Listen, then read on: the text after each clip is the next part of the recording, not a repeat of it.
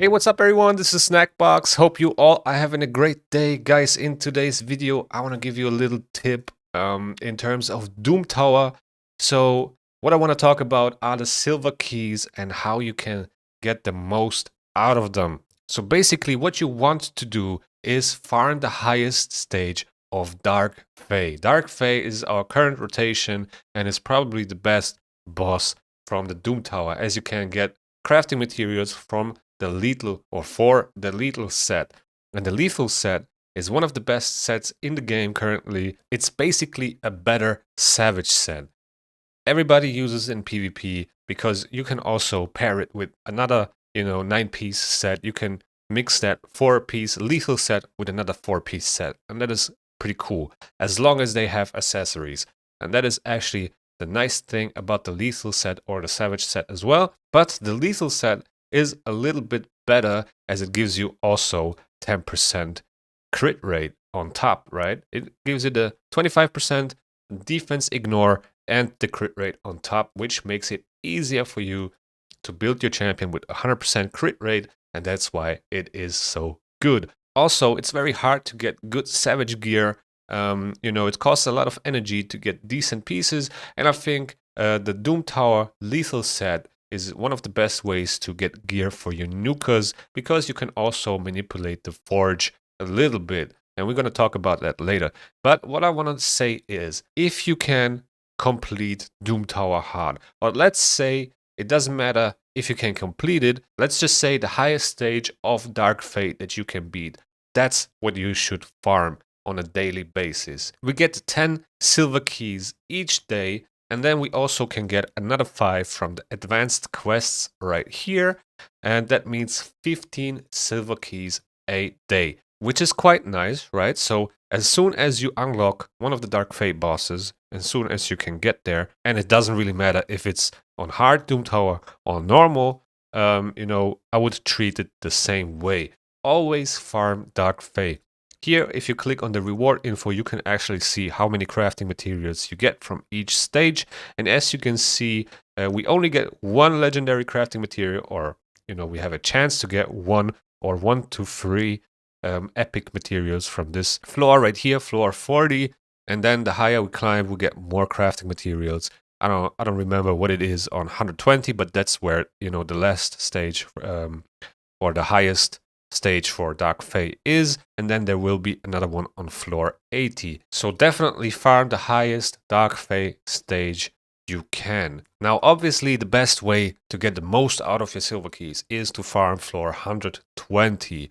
And there is a little trick that you can do. Basically, if you unlock these secret rooms, wait until you unlock the highest stage that you can farm of Dark Fae, because if you can clear these secret rooms and you use 1 silver key, you get 2 back. That means if I would clear the secret rooms now, I would have to use them today or they will be lost, right? You will lose them. They will just disappear and get replaced by another 10 daily silver keys. The best way to do is wait until you unlock the highest stage. Let's say it's 120, right? It's gonna take me 1, 2, 3, 4, 5, 6 days to get to stage 120. And then once I hit that stage, I'm going to clear the secret rooms, get extra silver keys, and invest those in the highest stage. And that way I can get the most out of those silver keys and get more crafting materials.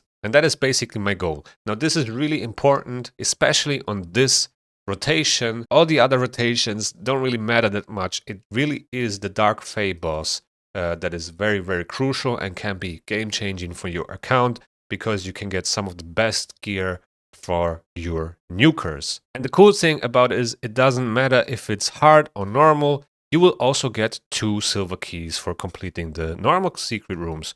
So as soon as you cleared Doom Tower normal, you can complete these secret rooms as well here, get some extra keys and invest them in Doom Tower hard bosses.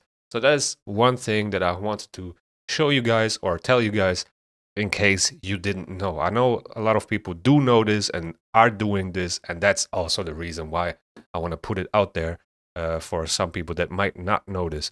I've been doing this for quite a while now, and I mostly got, lethal sets on my nukers because it's really hard to get savage pieces from the Fire Knight dungeon, or good ones that I can actually use. You need to spend a lot of energy unless you get very, very lucky. So not only is the lethal set better than the savage set, it also doesn't cost you energy, and that is amazing. So keep that in mind before you attack those secret rooms. Unlock the highest stage of Dark Fae first before you clear those secret rooms, and then invest those keys in the highest Dark Fae boss you can do. But now let's talk about the Forge real quick, because there are also some tips and tricks that I want to give you and some information that you might not know. It's really important to understand how this Forge works in order to get the best out of it, right? Now, if you're crafting your lethal gear, you should definitely use everything you have. You should use your rank charms, your rarity charms, your mythical charms. Mythical lethal gear is very juicy, and then your type charms for sure as well, and substat charms. Just use everything you have. How should you use it? Let me show you. Now, if you click at the information button at the bottom right, you can actually see all the chances. Before I show you how I use my charms and all that, I want you to understand how this all works. Now, here at the top, you can see the artifact rank, right? We have rank charms. So if you use a rank charm and you craft, the 5 to 6 star pieces with legendary and epic material, you have a 50-50 chance of getting a 5-star artifact or a 6-star artifact, which is quite interesting. Without a rank charm, you will 75% of the time get a 5-star piece. So definitely use the rank charms on the lethal set. Then the rarity, here you can see with the mythical charm, you have a 5% chance to get a mythical artifact. The default odds are 2.5%, so it doubles the chances. It reduces the chances of getting a rare artifact to 30%. 50% of the time you will get an epic artifact, and 15% of the time you will get a legendary artifact. So a 5% chance for a mythical artifact, that's very low, but it's the best you can get. So definitely use a rarity charm as well. And here you can see the default odds for the type. So basically, you have a 16.67% chance to get a weapon, helmet, shield, gauntlets, chestplate, and boots. Now, you can also boost one of these stats with a type charm. And if you, let's say, as they say here, if you use a shield charm, you will get a 33.33% chance to get a shield. And the other chances right here will go down to 13.33%.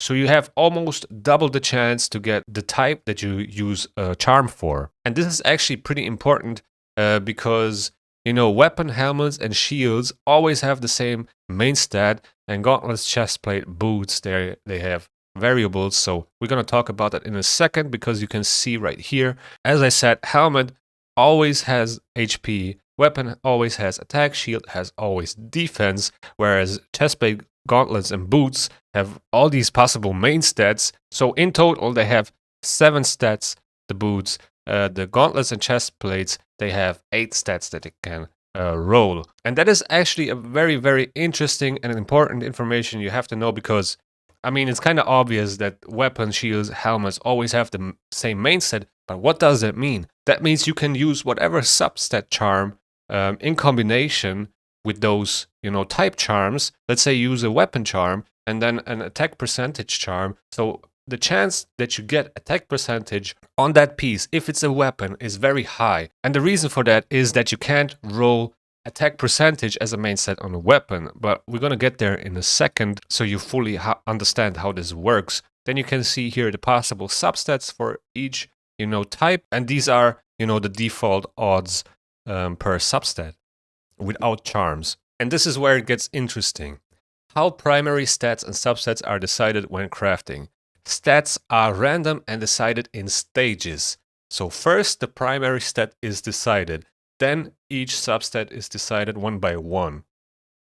So what does that mean? Basically, if you use a chestplate charm, for example, and you want to have attack percentage as a substat, and you use a attack percentage substat charm, if the primary stat is attack percentage on that chest, it kind of negates the whole substat charm, so it doesn't take effect. It doesn't affect the primary stat roll at all. So basically, you have a 12.5% chance to roll attack percentage on your chest plate, and if that happens, your attack percentage substat charm doesn't work. So there's no way for you to manipulate the main stat, the primary stat. There's absolutely no way. All you can do is hope that you get the primary stat that you want, and then the substat that you used a charm for. So it will roll the primary stat, then it will roll the substat, then the next substat, and so on until it's finished. You know, it's 2 substats for rares,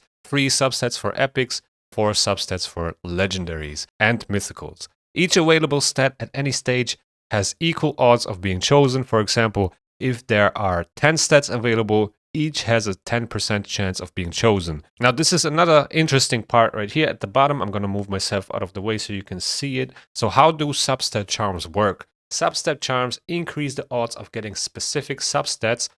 You will have a 50% chance of getting your desired stat as the first substat on your artifact. So that means it will roll the primary stat first. If the primary stat is matching your substat charm doesn't work, right? Because you can't roll the same substat as the main stat, as the primary stat. Now, if you get a primary stat that you are looking for and the substat charm actually takes effect, only the first roll, only the first substat will have a 50% chance of getting, the stat that you have on your substat charm. All the other substats that are being rolled will go back down to the 10% chance or whatever it is for weapons and shields. It's actually higher to get one of these stats, so 12.5% chance, because you don't have attack, for example, on the shield and you don't have defense on the weapon. So that is also another thing I want to come back to. So yeah, very interesting information, to be honest. If you did not know, this might actually help you, to understand how this forge works and how you can get the best out of it. So basically, it's very hard to get good artifacts or roll good artifacts with the charms from the lower row. Gauntlets, chest plates, and boots are very hard to roll. Now, the upper area, therefore, is easier for you to manipulate since the main stats are always the same. It's easier to do on the upper row. So if you don't have a lot of lethal artifacts yet, I would definitely advise you to craft weapons, helmets, and shields, because they're just easier to manipulate, so you get the desired stats, and therefore they're useful for your champions. So yeah, if you have any questions, feel free to comment in the section below. I will definitely answer and try to help. And maybe I missed something, maybe you guys have some other tips and tricks on how to get the best out of the forge. But yeah, keep in mind, if you're doing the Doom Tower, wait with the secret rooms, farm the highest stage of Dark Fae. This will definitely help you to get the most out of your silver keys. And yeah, with that being said, if you enjoy the content, please subscribe to the channel. Also hit the thumbs up. It really helps me to grow the channel and to push the algorithm.